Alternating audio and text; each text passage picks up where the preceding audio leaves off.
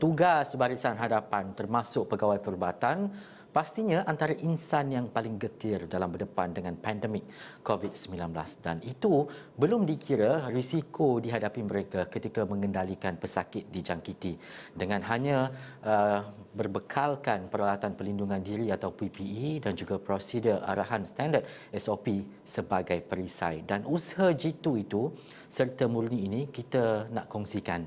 Tidak kira di mana mereka ini berada dan dengan pesakit siapa yang mereka berdepan. Jadi di Skype jauh di bumi Wales kita bersama dengan pegawai perubatan Prince of Wales Hospital Dr. Azizi Rosli. Assalamualaikum Doktor.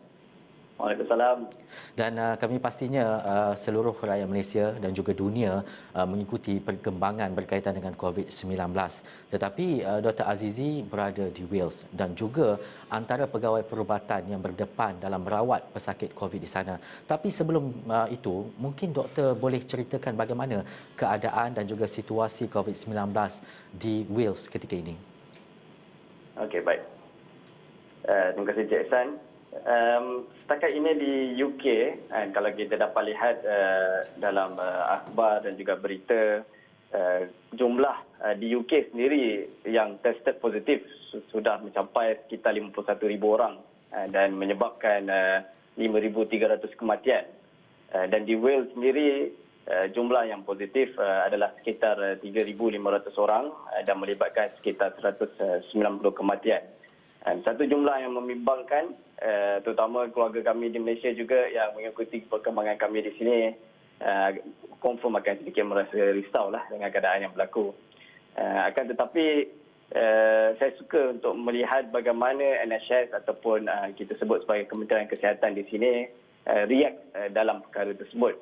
Jadi maknanya saya sendiri terlibat secara langsung dalam merawati pesakit-pesakit COVID. Semua appointment yang bersifat non-urgent ataupun elektif termasuk pembedahan telah ditangguhkan, kapasiti bed di hospital telah ditingkatkan. Maknanya keseluruhan hospital di UK sekarang ni, setiap hospital mempunyai plan masing-masing dan kita boleh sebut sebenarnya hampir keseluruhan ward di hospital di UK telah dijadikan ward COVID. Maknanya kalau sebelum ni dia ada ward-ward lain, spesialiti tertentu, tetapi dengan keadaan sekarang ni kita boleh sebut kita berada di peak kematian di UK melalui COVID dan hospital-hospital sedang dalam keadaan sedikit hektik dan bersedia untuk merawat pesakit-pesakit COVID. Doktor, kita nak memahami berkaitan dengan cabaran sebagai seorang pegawai perubatan, doktor dan juga yang berdepan dengan pesakit COVID di sana. Mungkin kalau melihat kepada situasi dan juga keadaan di United Kingdom, di UK, apa cabaran-cabaran utama yang doktor depani dan juga mungkin pegawai perubatan yang berada di sana? Okey. Yang pertama sekali, seperti mana saya rasa di mana-mana di dunia sekarang ni yang dihadapi oleh doktor-doktor ataupun kawan-kawan saya yang lain adalah limited amount of PPE yang disediakan. Jadi kalau di UK ni, specifically di hospital saya sendiri, kami merawat sekitar 40 ke 50 pasien COVID di ward saya dan kita hanya dibenarkan menggunakan FFP3 mask, maknanya mask yang terbaik lah untuk merawat pesakit COVID ni untuk pasien-pasien yang mengikuti aerosol generated procedure. Maknanya pasien-pasien yang hanya ada alat bantuan pernafasan seperti CPAP ataupun BiPAP, okey, kita akan pergi berjumpa dengan pasien ni menggunakan full 3 mask ni.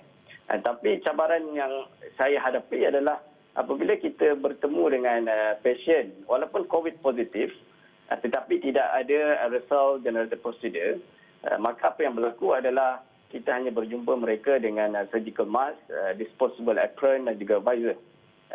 Jadi risk untuk kita infected to COVID itu ada di situ. Dan tidak kita memahami masalah ini juga dihadapi oleh doktor-doktor di dunia ataupun di tempat-tempat lain yang mana keperluan PPE itu juga terhad. Itu yang pertama. Yang keduanya saya boleh sebut cabaran juga datang daripada pesakit-pesakit COVID. Yang mana kalau kita tengok di Malaysia dia sedikit different. Semua pesakit COVID akan ditrace dan dimasukkan ke hospital. Tapi di UK sedikit berbeza sebab dia apabila dia suspected COVID ataupun dia mempunyai symptoms COVID-19, perkara pertama yang dia perlu buat adalah stay at home. Okay, self-isolate. Dan jika dia perlu ada concern ataupun perlukan rawatan seterusnya, dia akan telefon helpline. Dan selepas telefon helpline, kemudian baru dia akan di-advise untuk datang hospital. Tapi jika berlaku emergency seperti acute shortness of breath dan sebagainya, mereka akan terus datang ke hospital lah. Jadi pasien-pasien seperti ini, sebahagiannya mungkin akan memberikan sedikit komen-komen yang negatif kerana lambat datang ke hospital sebagai contoh. Dan juga ada sebahagian mungkin datang hospital sedikit lewat daripada yang sepatutnya. Apapun begitu, apa tindakan yang NHS UK ambil sebenarnya adalah untuk minimize jumlah kehadiran ke hospital unnecessary. Dan kita fokus kepada moderate to severe symptoms, which is normally around 20% of the total of COVID patients.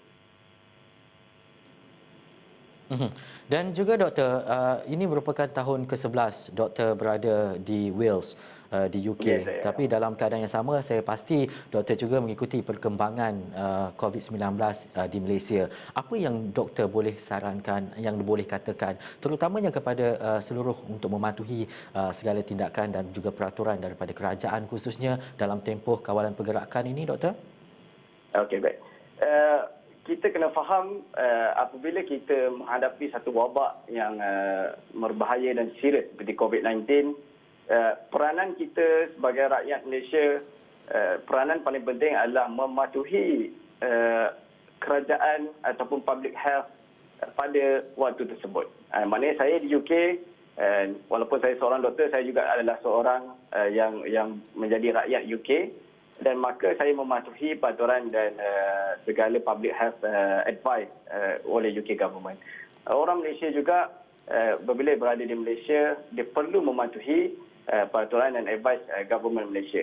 Dan apa yang saya ingin sampaikan kepada rakyat Malaysia, kawan-kawan saya di Malaysia dan sebagainya, sebenarnya apa yang telah dilalui oleh rakyat Malaysia, kesukaran yang dihadapi sewaktu PKP dan lockdown ini, sebenarnya menjadi bual bicara oleh kawan-kawan saya masalah-masalah di UK. Apabila melihat trend dan juga total kematian, total cases di Malaysia, walaupun Malaysia antara negara yang awal dilanda COVID-19, akan tetapi kita dapat lihat di Malaysia sebenarnya prestasi adalah satu prestasi yang sangat memerasakan. Hatta para pelajar yang balik daripada luar negara juga diberi layanan yang baik untuk self-quarantine dan sebagainya. So, masing-masing memainkan peranan yang penting dan semua sama juga hatta di UK ataupun di Malaysia, masing-masing perlu bersabar. Mudah-mudahan kita akan berjumpa penghujung kepada wabak COVID-19. Dan saya mengucapkan tahniahlah kepada rakyat Malaysia dan juga government Malaysia. Dan saya tidak malulah maknanya berjumpa dengan rakan-rakan saya di sini, rakan-rakan mak saya di sini untuk menceritakan bahawa I'm proud to be a Malaysian kepada mereka. Baik, terima kasih Dr. Azizia Rosli yang merupakan pegawai perubatan dan juga doktor di Prince of Wales Hospital, dan kami di Astro Awani mendoakan agar segalanya dipermudahkan tugasan dan juga kehidupan harian doktor di sana.